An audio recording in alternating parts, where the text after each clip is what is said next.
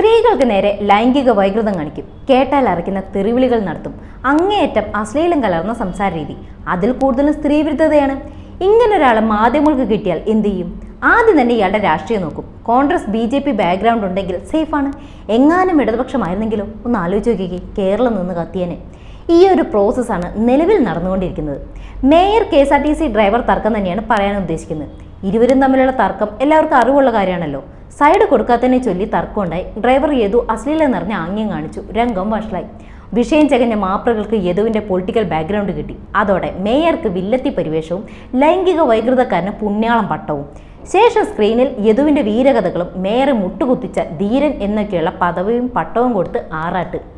ഇങ്ങനെ വിജയശ്രീ ലാളിതനായി യദു മാപ്രകളുടെ മുമ്പിൽ നടന്നു പോകുമ്പോൾ ദാണ്ടി വരുന്നു വൈകൃതം നിറഞ്ഞവൻ്റെ അശ്ലീല കഥകൾ.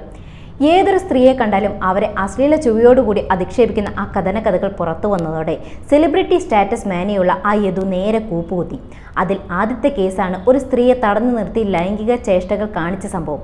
തീർന്നില്ല, റഷായി വണ്ടി ഓടിച്ചതിന് 2 കേസുകൾ വേറെ. അവിടെയും അവസാനിക്കുന്നില്ല. ഹെഡ്ഫോൺ ചെവിയിൽ തിരികെ വണ്ടി ഓടിക്കുന്നതിനിടെ ഫോണിലൂടെ സംസാരിച്ചത് മണിക്കൂറുകളോളം. എത്ര പേരുടെ ജീവനാണ് ആ ബസ്സിലുണ്ടായിരുന്നത്?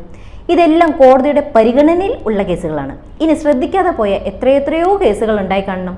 ഇതൊക്കെ പുറത്തു വന്ന് നിൽക്കുമ്പോഴാണ് കൂനുമേൽ കുരു എന്ന തലത്തിൽ വേറൊരു ഇടുത്തി വന്ന് ചാടിയത്.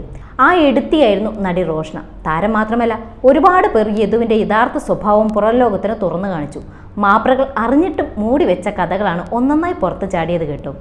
ഇതൊക്കെ പുറത്തു വന്നതോടെ കൊള്ളൂത്തുകാരുടെ പണി ഇരട്ടിച്ചു. അവർ രാവും പകലും വ്യത്യാസമില്ലാതെ യദുവിനെ തേച്ചൊരിച്ച് വെളുപ്പിക്കാനുള്ള ശ്രമം നടത്തി. പക്ഷെ പറഞ്ഞിട്ടെന്ത് കാര്യം? വീണ്ടും വീണ്ടും കഥകൾ ഇങ്ങനെ പുറത്തു വന്നുകൊണ്ടേയിരിക്കുന്നു. എല്ലാം കഴിഞ്ഞപ്പോൾ പാവം യദു ഊരാക്കുടുക്കിലെ പാവം പെർവേട്ടിന് കേസ് നടത്താൻ പണമില്ലാതെ വന്നു. ഇതറിഞ്ഞ് ചങ്ക് തകർന്ന ഒരു മുൻ DGP 100 രൂപ തരൂ, 100 രൂപ തരൂ എന്ന് ചോദിച്ച് തെണ്ടാൻ തുടങ്ങി. കാലം മാറിയതുകൊണ്ടും ഭിക്ഷാടനം തുടച്ചു നീക്കാൻ സംസ്ഥാന സർക്കാർ കിണഞ്ഞ് പരിശ്രമിക്കുന്നതുകൊണ്ടും ഈ തണ്ടൽ ഫേസ്ബുക്കിലൂടെയായിരുന്നു. അസാധാരണമായ സമ്മർദ്ദമാണ് യദു അനുഭവിക്കുന്നത്. ഒരു പൊളിറ്റിക്കൽ സിസ്റ്റം മുഴുവനും പോലീസും മറ്റും ജോലി കൊടുക്കാതെ KSRTCയും സമ്മർദ്ദങ്ങൾ കൊടുക്കുന്നു. ശാരീരിക ഭീഷണികൾക്ക് പുറമെ സമൂഹം കാര്യക്ഷമമായി യദുവിനെ പിന്താങ്ങേണ്ടതുണ്ടെന്നും പറഞ്ഞായിരുന്നു തെണ്ടൽ.